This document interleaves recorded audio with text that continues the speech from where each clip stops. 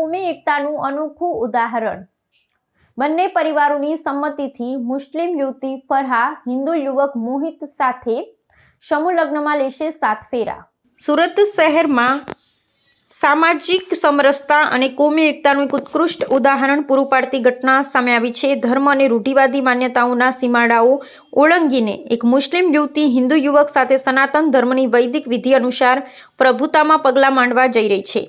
શહેરમાં યશવી નામની સેવાભાવી સંસ્થા દ્વારા પિતૃછત્ર ગુમાવી ચૂકેલી દીકરીઓ માટે આયોજિત આગામી સમૂહ લગ્નોત્સવમાં આ નવદંપતિ અગ્નિની સાક્ષીએ 7 ફેરા ફરી પોતાના નવા દાંપત્ય જીવનની મંગલ શરૂઆત કરશે।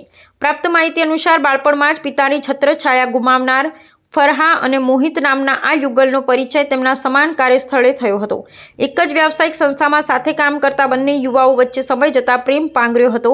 સામાન્ય રીતે આંતરધર્મીય લગ્નોમાં સામાજિક વિરોધ જોવા મળતો હોય છે, પરંતુ આ કિસ્સામાં બંને પક્ષના વડીલોએ અત્યંત પરિપક્વતા દાખવી તેમના સંબંધને સહર્ષ સ્વીકૃતિ પ્રદાન કરી છે।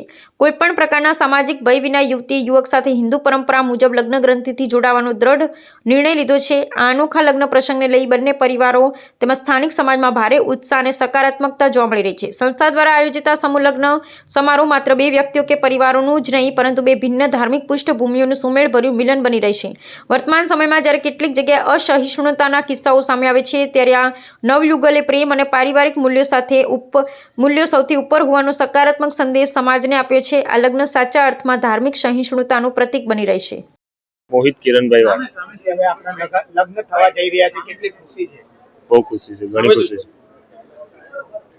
કઈ રીતે બંને સંપર્કમાં આવ્યા હતા? અમે સાથે જોબ કરતા હતા। અમે બહુ આગળ આવી ગયા માઇક સાથે જોબ કરતા હતા, ત્યારથી પ્રેમ સંબંધ થયો અને પછી ઘરમાં વાત કરીને એ રીતે અમારા પછી મેરેજની વાત થઈ। મેરેજ થી બંનેના ફેમિલી રાજી રાજી છે। હવે કઈ પ્રકારે મેરેજ થવાના છે? હિન્દુ વિધિના।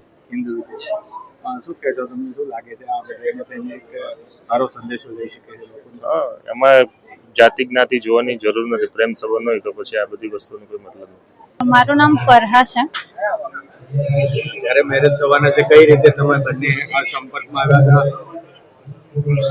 અમારા લગ્ન 14 માર્ચે થવાના છે યશવી ફાઉન્ડેશન દ્વારા, અને અમે એક સાથે જોબ કરતા હતા અને સંપર્કમાં આવ્યા બાદ અમારા પરિવારને જણાવ્યા પછી અને પરિવારની સંમતિ લઈને લગ્ન કરવા જઈ રહ્યા છીએ।